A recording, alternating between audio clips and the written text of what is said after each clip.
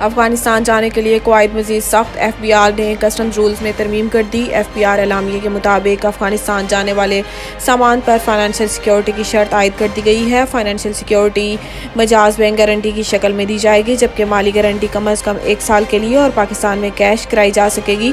Bank guarantee میں vehicles اور goods پر عائد ٹیکس اور ڈیوٹیز بھی شامل ہوں گی۔ اعلامیے میں بتایا گیا ہے کہ نئی شرائط امپورٹڈ کسٹمز ایجنٹ، بروکرز اور ٹرانسپورٹ آپریٹرز پر لاگو ہوں گی۔ ترامیم میں رولز کا مقصد پاک افغان ٹرانزٹ آپریشن کو مالی تحفظ فراہم کرنا ہے۔ نوٹیفیکیشن کے مطابق رسک مینجمنٹ سسٹم کھیپ میں سے کم از کم 10% سامان کا معائنہ کیا جا سکے گا۔ کلیئرنس کے بعد سامان متعلقہ ٹرمینل کو ڈیلیوری اور سیلنگ کے لیے بھجوایا جائے گا۔ قومی ایئر لائن کی نجکاری کا معاملہ، نجکاری کمیشن 9 اکتوبر سے معاملات سنبھالے گا۔ ذرائع کے مطابق پی آئی اے انتظامی طور پر بدستور ایوی ایشن ڈویژن کے پاس رہے گی۔ ذرائع کا بتانا ہے کہ نجکاری کمیشن کی جانب سے انتظامی معاملات سنبھالنے کے بعد پی آئی اے کی نجکاری کا مرحلہ وار بنیادوں پر آغاز ہوگا۔ ذرائع کا کہنا ہے کہ نگران وزیر اعظم انوار الحق کاکڑ پی آئی اے کے نجکاری کے لیے پہلے ہی ہدایات دے چکے ہیں اور انہوں نے فواد حسن فواد کو اپنی کابینہ میں نگران وفاقی وزیر مقرر کیا ہے اور انہیں نجکاری کمیشن کا سربراہ بھی لگایا ہے، جو پی آئی اے کی نجکاری کے معاملات کو حتمی شکل دے رہے ہیں۔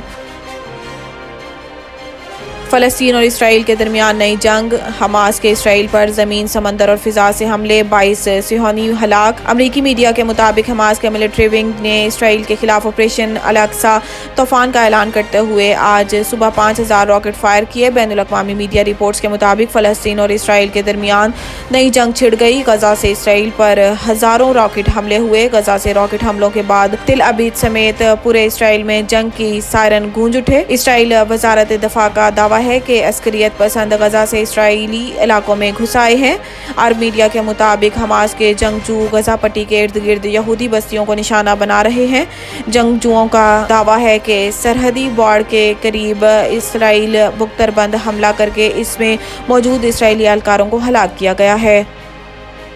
بھارتی پولیس کو وزیر اعظم مودی اور احمد آباد اسٹیڈیم کو دھماکے سے اڑانے والی ای میل موصول۔ پاکستان اور بھارت کی ٹیمیں ورلڈ کپ میں 14 اکتوبر کو احمد آباد کے نریندر مودی اسٹیڈیم میں مد مقابل ہوں گی، تاہم اس سے پہلے ہی بھارتی پولیس کو اسٹیڈیم کو دھماکے سے اڑانے کی دھمکی آمیز ای میل موصول ہوئی ہے۔ بھارتی میڈیا کے مطابق دہشت گرد کی جانب سے کی گئی ای میل میں بھارتی وزیر اعظم نریندر مودی اور احمد آباد میں نریندر مودی اسٹیڈیم کو اڑانے کی دھمکی دی گئی۔ میڈیا رپورٹس میں کہا گیا ہے کہ ای میل میں دہشت گردوں نے 500 کروڑ روپے ادا کرنے اور گینگسٹر روی بشنوئی کو رہا کرنے کا مطالبہ کیا ہے۔ بھارتی میڈیا کا کہنا ہے کہ دھمکی آمیز ای میل میں کہا گیا ہے کہ نریندر مودی اسٹیڈیم پر حملے کے لیے بندے بھی تعینات کر دیے گئے ہیں، وزیر اعظم نریندر مودی کو بھی اڑائیں گے۔